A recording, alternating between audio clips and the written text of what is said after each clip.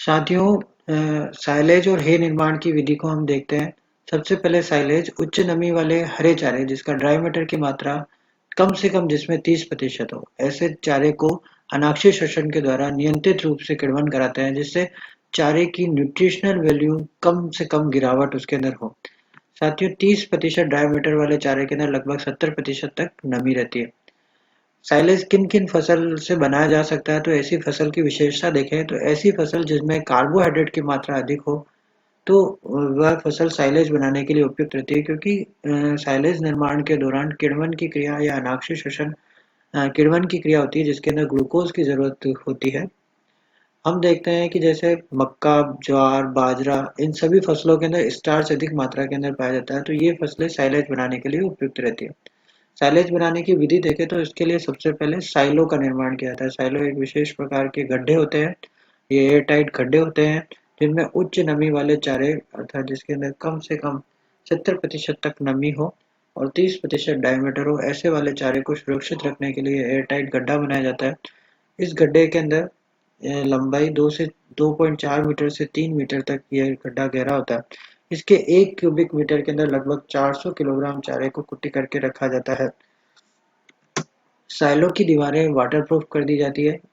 वह फसल जो साइलेज के लिए चुनी जाती है उसके अंदर लगभग 30 से 35% तक डायमीटर होना चाहिए, और यदि ये फसल के अंदर 30% से कम डायमीटर अगर होता है तो उसको 3-4 घंटे तक धूप में सुखा दिया जाता है, ताकि उसका मॉइस्चर निकल जाए, और मॉइस्चर कम होने की वजह से डायमीटर की मात्रा बढ़ जाएगी।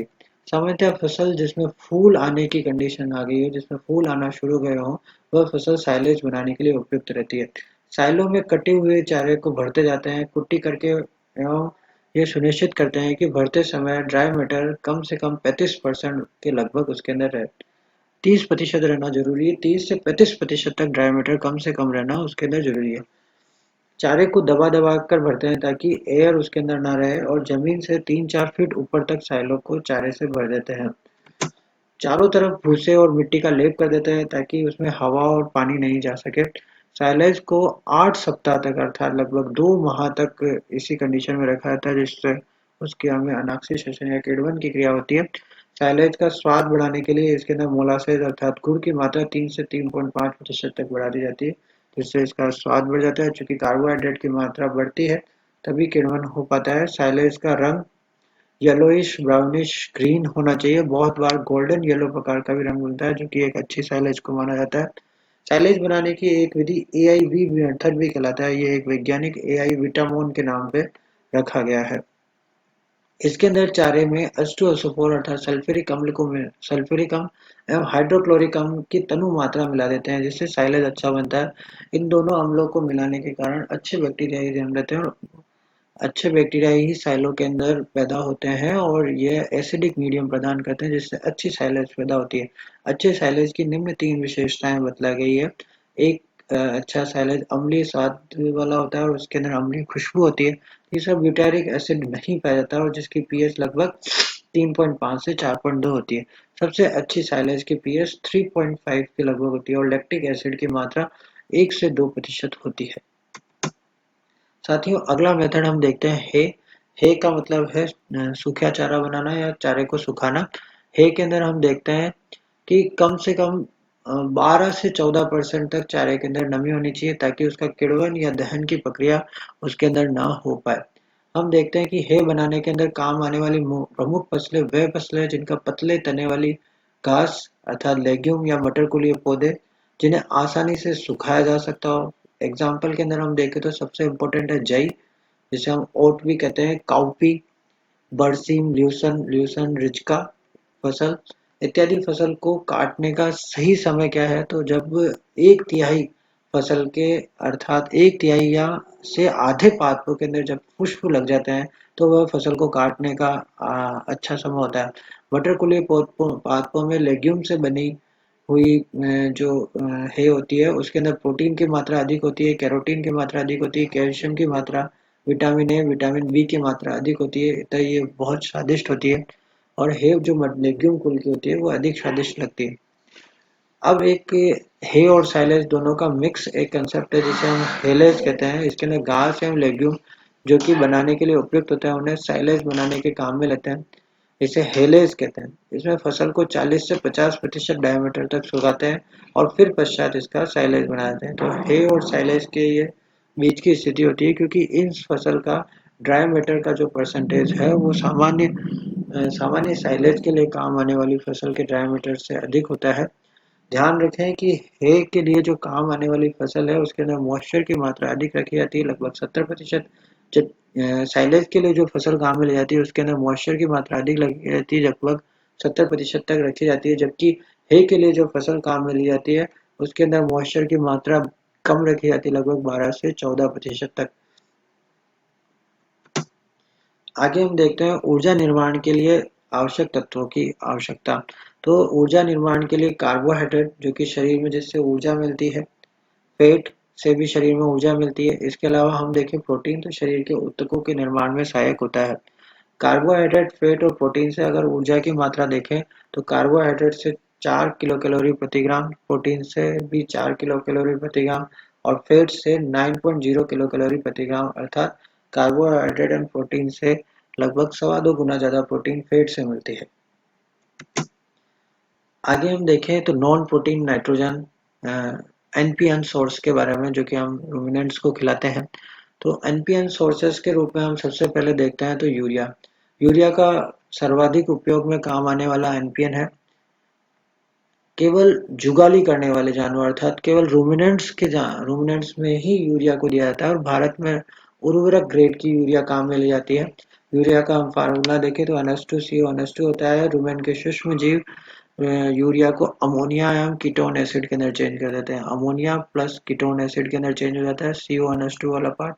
कीटो अम्लों का उपयोग करके रूमन के बैक्टीरिया अमीनो अम्ल का निर्माण करते हैं, अर्थात अमोनिया एवं कीटोन अम्लों का उपयोग करके अमीनो अम्लों का निर्माण रूमन में होता है।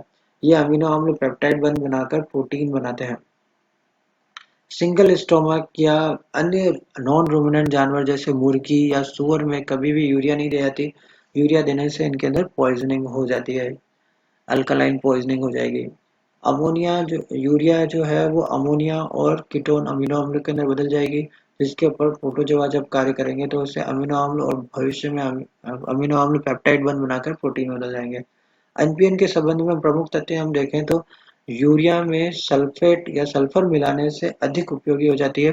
तो नाइट्रोजन और सल्फर का रेशो 10:1 रखा जाता है। जानवर के भोजन में जो एक्स्ट्रा दी जाती है, अगर उसको 2 से 3% यूरिया से अगर उपचारित कर दिया जाए, यूरिया और मोलासेस से उपचारित कर दिया जाए, तो वह अच्छी जिसकी डीसीपी की मात्रा 3% से अधिक बन जाती है। अगला इम्पोर्टेंट टॉपिक हम देखते हैं फीड एडिटिव, अर्थात वे पदार्थ जो फीड के साथ में मिक्स किए जाते हैं। इसकी परिभाषा अगर हम देखें तो वह रासायनिक पदार्थ या भोज्य पदार्थ जो कि भोजन की गुणवत्ता, पाचन क्षमता को बढ़ाते हैं तथा बीमार होने से रोकते हैं। अर्थात ये ऐसे पदार्थ हैं जो कोई दवा नहीं होती, लेकिन ये पशु को दिए जाने वाले मूल भोज्य पदार्थ के साथ में दिए जाने वाले हैं। साथियों, फीड एडिटिव भोज्य पदार्थ की गुणवत्ता को और पाचन क्षमता को बढ़ा देते हैं। सबसे पहले अगर फीड एडिटिव्स के अंदर हम देखें तो पशुओं को हार्मोन्स के रूप में दिए जाते हैं एनाबोलिक हार्मोन। एनाबोलिक हार्मोन के अंदर हम देखते हैं तो प्रमुख रूप से सोमेटोट्रोपिन, थायरोक्सिन, टेस्टोस्टेरोन हार्मोन दिया जाता है। सोमेटोट्रोपिन ग्रोथ हार्मोन का उदाहरण है। थायरोक्सिन और टेस्टोस्टेरोन ये सभी बॉडी की बीएमआर बढ़ाते हैं। टेस्टोस्टेरोन हार्मोन एक प्रकार के स्टेरॉइड का काम करता है जिससे बॉडी की ग्रोथ बढ़ती है। हम देखें तो एक विशेष प्रकार का फीड एडिटिव जेनरेनॉल, वो भी एक प्रकार का हार्मोन है। ये ईस्ट्रोजन हार्मोन की तरह कार्य करता है और ये जानवरों के अंदर वृद्धि करता है, वृद्धि करने के लिए और ग्रोथ बढ़ाने के काम में लिया जाता है। आगे हम देखें तो प्रोबायोटिक्स जानवरों को दिए जाते हैं। ये सूक्ष्म जीव होते हैं। प्रोबायोटिक्स एक प्रकार के सूक्ष्म जीव पदार्थ है जो कि आंत में सूक्ष्म जीवों की यात्रा को बढ़ाए रखने का काम करते हैं। प्रोबायोटिक्स जीवित कल्चर होते हैं बैक्टीरिया के, और प्रोटोजोआ के जीवित कल्चर होते हैं, सूक्ष्म जीव होते हैं जो कि पशुओं को खिलाए जाते हैं। आगे हम देखें फीड एडिटिव के रूप के अंदर हम देखें तो पैलेट बाइंडर्स दिए जाते हैं। पैलेट बाइंडर्स ये दो प्रकार के पैलेट बाइंडर्स होते हैं या 2-3 प्रकार के हम देखते हैं। सबसे पहला हम देखते हैं सीएलएस। सीएलएस को हम कहते हैं कैल्शियम लिग्नोसल्फेट, एक एसएलएस सोडियम लिग्नोसल्फेट और एक होता है सोडियम बेंटोनाइट। ये सभी पैलेट बाइंडर पैलेट बाइंड करने के काम में आते हैं। ये पोषक पदार्थों को या जो भोज्य पदार्थ जानवरों को दिए जाते हैं उनको पैलेट फॉर्म में बाइंड करते हैं। इससे भोज्य पदार्थों की हानि कम होती है और ये पैलेट फॉर्म के अंदर जानवरों को डायरेक्ट उपलब्ध कराया जाता है। जनरली कंसंट्रेट को पैलेट्स के रूप में माना जाता है। अब हम देखते हैं घटिया क्वालिटी के चारे की पोषण क्षमता कैसे बढ़ाई जाती है।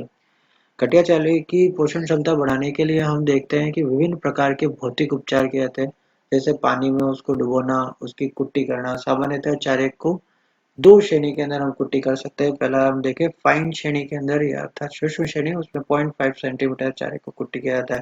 इस तरह से कोर्स अगर हम देखें तो 1-2 सेंटीमीटर तक कुटा किया जा सकता है। भौतिक उपचारों के अंदर अन्य श्रेणी हम देखें तो पीसना, तो बहुत सारे चारे को या दाने को पीसने से भी उसकी क्वालिटी बढ़ती है, पीसने से उसकी क्वालिटी बढ़ जाती है। इसी तरह से पैलेट बनाना या उसकी गुठिका बनाना, तो अपने पैलेट बाइंडर देखे थे, 3 प्रकार के पैलेट बाइंडर, CLS, SLS और सोडियम बेंटोनाइट। इसी तरह से हम देखें भाप के कारण या प्रेशराइज स्टीम के कारण भी भोज्य पदार्थों की क्वालिटी इंप्रूव की जाती है। हम देखते हैं कि इसके भाप के द्वारा हम देखते हैं कि ऐसे भोज्य पदार्थ जिनके अंदर लिग्निन और सेलुलोज की मात्रा अधिक होती है और उनके अंदर लिग्नोसेलुलोज और लिग्नोहेमीसेलुलोज प्रकार के बंध पाए जाते हैं। इस प्रकार के बंध का ट्रीटमेंट भाप के द्वारा दबाव युक्त भाप यानी प्रेशराइज स्टीम पर कराने पर हम देखते हैं कि लिग्नोसेलुलोज बंध टूट जाते हैं और ऐसे बंध टूटने के पश्चात ये भोज्य पदार्थ की क्वालिटी इंप्रूव हो जाती है और इसे आसानी से पोषण प्राप्त किया जाता है। आसानी से जानवर को पच जाते हैं, रुमन में इनका फर्मेंटेशन आसानी से हो जाता है, इसलिए भाप का उपयोग किया जाता है। दबाव के साथ भाप का उपयोग बेगेसी के उपचार में किया जाता है। बेगेसी गन्ना इंडस्ट्री से प्राप्त होने वाला बाई प्रोडक्ट है, जिसके अंदर गन्ने का रस निकलने के पश्चात जो डंठल या चूसा रह जाता है उसको भाप के साथ उपचार किया जाता है, जिससे उसकी पाचन क्षमता बढ़ जाती है और उसके लिग्नोसेलुलोज बंध टूट जाते हैं। इसी तरह से विकर्ण के द्वारा और पानी में उबालने से भी पोषण क्षमता बढ़ाई जाती है। रासायनिक उपचार के रूप में हम देखें तो क्षारीय उपचार किए जाते हैं, जिसमें sodium hydroxide, potassium hydroxide, calcium hydroxide, ammonium hydroxide इतने क्षारीय उपचार किए जाते हैं। इससे भी पोषण क्षमता बढ़ती है। अमोनिया द्वारा हम उपचार देते हैं तो सबसे पहले हम देखते हैं कि 4 किलोग्राम अमोनिया को 100 किलोग्राम घास या चारे के अंदर मिलाकर 8 सप्ताह तक उचित सप्ताह पर 8 सप्ताह तक या 2 माह तक रखते हैं, तो उसके पश्चात ये यूरिया का अमोनिया के साथ उपचार हो जाता है। ऐसे जो चारा होता है उसके अंदर पोषण की मात्रा बढ़ जाती है। अमोनिया से क्रिया कराने पर भोजन के अंदर कुट प्रोटीन की मात्रा 1 से 3 गुना तक उसके अंदर क्रूड प्रोटीन की मात्रा बढ़ जाती है, अर्थात 300% तक हम देखते हैं कि उसके अंदर क्रूड प्रोटीन की मात्रा बढ़ जाती है। जनरली इस तरह के अंदर क्रूड प्रोटीन की मात्रा 0 होती है। जब उसे अमोनिया से उपचारित कर दिया जाता है तो उसके अंदर लगभग 3% DCP आ जाता है। यूरिया मोलेसिस ब्रिक का निर्माण हम देखते हैं तो इसमें 10% से अधिक यूरिया और 45% तक मोलेसिस से ये बनाई जाती है। इसका निर्माण पहली बार national dairy development board NDDB के द्वारा किया गया। NDDB के द्वारा नेशनल डेयरी डेवलपमेंट बोर्ड के द्वारा आनंद में किया गया। इसके अलावा बीकानेर के अंदर भी यूरिया मोलेसिस ब्रिक बनाई गई। यूरिया मोलेसिस ब्रिक को बफेलो चॉकलेट भी कहा जाता है। 10 किलोग्राम गुड़ को 2 किलोग्राम यूरिया और 100 किलोग्राम जल में मिलाकर चारे के साथ उपचारित करते हैं। इसे हम यूरिया उपचार कहते हैं। यूरिया उपचारित चारे को 21 दिन के बाद में उपयोग लिया जाता है। जानवर को ये थोड़ा थोड़ा करके देना चाहिए, क्योंकि एक साथ अगर यूरिया उपचारित चारे को दिया जाता है तो जानवर में अल्कलाइन पॉइजनिंग भी हो सकती है। अब आगे हम जैविक उपचार को देखते हैं। तो जैविक उपचार के लिए एंजाइम काम में ले जाते हैं। प्रमुख रूप से काम आने वाला जो एंजाइम है वो है सेल्यूलोज एंजाइम। सेल्यूलेज एंजाइम का उपयोग जैविक उपचार में किया जाता है। इसकी मात्रा 25 मिलीग्राम प्रति 100 किलोग्राम स्टार के रूप में उपयोग की जाती है और 21 दिन तक उपचारित किया जाता है। किण्वन के द्वारा भी पोषण की मात्रा, खाद्य पदार्थों की पोषण की मात्रा बढ़ाई जा सकती है। इसके अंदर सबसे ज्यादा मशरूम काम में आता है, जिसमें व्हाइट रॉट फंजाई का उपयोग किया जाता है। यह 2 प्रकार की व्हाइट रॉट फंजाई होती है, एक तो फेनरोकिट और दूसरी क्राइसोस्पोरियम। ये दोनों फंजाई भूसों के लिग्निन बंधों को तोड़ने का काम करती है। इसी तरह से अन्य जो फंजाई काम में आती है वो है गैनोडर्मा और कोरियोलिस। एक प्रोसेस जर्राजिल उपचार किया जाता है, जिसको भी एक किण्वन की एक प्रक्रिया है। उसके अंदर प्लूरोटस नामक मशरूम को काम में लिया जाता है। इसी तरह से एक कर्नाल प्रोसेस में क्रोपिनस मशरूम को काम जाता है। ये विभिन्न प्रकार के मशरूम किण्वन की क्रिया को प्रेरित करते हैं, जिससे लिग्निन बंध कमजोर हो जाते हैं और लिग्निन बंध के कमजोर होने से खाद्य पदार्थ की पोषण की मात्रा बढ़ जाती है। इस तरह से विभिन्न प्रकार के हमने देखे, एक तो व्हाइट रॉट फंजाई, फेनरोकिट, क्राइसोस्पोरियम, गेनोडर्मा कोरियोलस, प्लूरोटस एंड क्रोपिनस। ये विभिन्न प्रकार के मशरूम हैं जो कि किण्वन द्वारा उपचारित करने के लिए पशु पोषण में काम में आते हैं।